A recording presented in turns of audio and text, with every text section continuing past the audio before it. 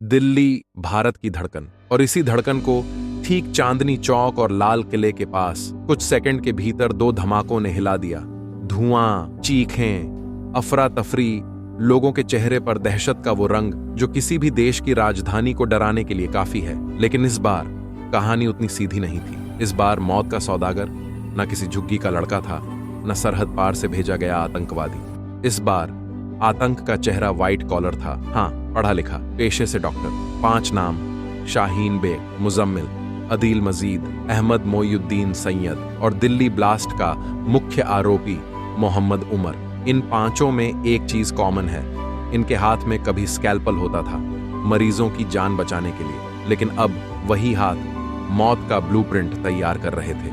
Delhi police ने इस नए आतंकी नेटवर्क को नाम दिया है व्हाइट कॉलर टेरर इकोसिस्टम, यानी सफेद पोशों का आतंक, जो दिखने में सभ्य है लेकिन अंदर जहरीला। कभी आतंकवादी संगठन गरीब अनपढ़ युवाओं को ब्रेन वॉश करते थे। मुंबई हमले वाला कसाब, उसका परिवार ठेले पर समोसे बेचता था। कहा गया कि पिता ने उसे महज 15,000 में बेच दिया था। लेकिन आज आतंक का मॉडल बदल चुका है। अब टारगेट है medical student, IT professional, university scholar और डॉक्टर, क्योंकि पढ़ा लिखा आतंकी ज्यादा घातक होता है। वो सिस्टम में घुस सकता है, फंडिंग कर सकता है और संदेह के बिना देश को अंदर से तोड़ दिएच सकता है। इस नए आतंक मॉड्यूल की पहली कड़ी मिली श्रीनगर से। फरीदाबाद मेडिकल कॉलेज का MBBS student doctor Muzammil. Srinagar की गलियों में अचानक कुछ पोस्टर लगे जिनमें उसकी शहादत की बात लिखी गई थी। पुलिस की नजर गई और वहीं से खुला इस बड़े मॉड्यूल का पहला ताला। जांच में पता चला मुजम्मिल के लिंक डॉक्टर शाहीन बेग और डॉक्टर अदील मजीद से थे। शाहीन बेग लखनऊ की रहने वाली सरकारी अस्पताल में सेवा देती डॉक्टर, लेकिन पुलिस कहती है वो जैश-ए-मोहम्मद की महिला विंग की चीफ थी। उसका काम था कॉलेज और यूनिवर्सिटीज में लड़कियों को ब्रेन वॉश करना। पुलिस जब फरीदाबाद से सहारनपुर पहुंची तो एक और सफेद पोश का मुखौटा उतर गया।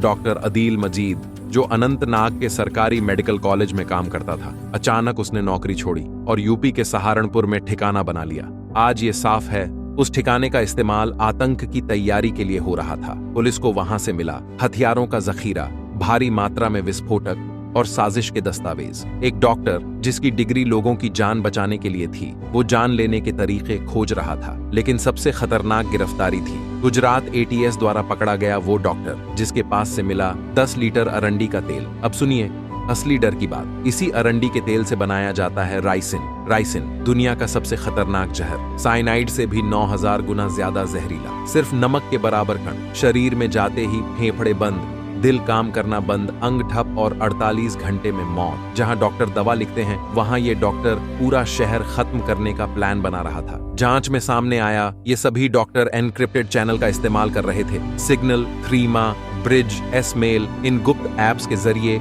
ये पाकिस्तान और दूसरे देशों में बैठे हैंडलर्स से जुड़ते थे। एजुकेशन नेटवर्क की एड में फंड इकट्ठा करते, लोगों को उकसाते और प्लानिंग करते कि कब, कहां, कैसे हमला करना है। सोचिए, जब डॉक्टर आतंक की राह पकड़ लें तो समाज किस पर भरोसा करे, किस पर यकीन करे? उस सफेद कोट पर या उसके अंदर छिपे काले इरादों पर? क्या आतंकवाद का भविष्य यही व्हाइट कॉलर मॉड्यूल है? क्या अब हमले वही करेंगे जो दिखने में सभ्य हैं और दिमाग से जहरीले? लेकिन इस अंधेरे में भी उम्मीद की लौ जल रही है। भारत की सुरक्षा एजेंसियां इस व्हाइट कॉलर टेरर इकोसिस्टम के हर लिंक को एक अगर आप ऐसे इन्वेस्टिगेशन और क्राइम एक्सपोजे वीडियो देखते रहना चाहते हैं तो हमारे चैनल को लाइक करें, शेयर करें और सब्सक्राइब करें। हम जल्द मिलेंगे एक और बड़े खुलासे के साथ।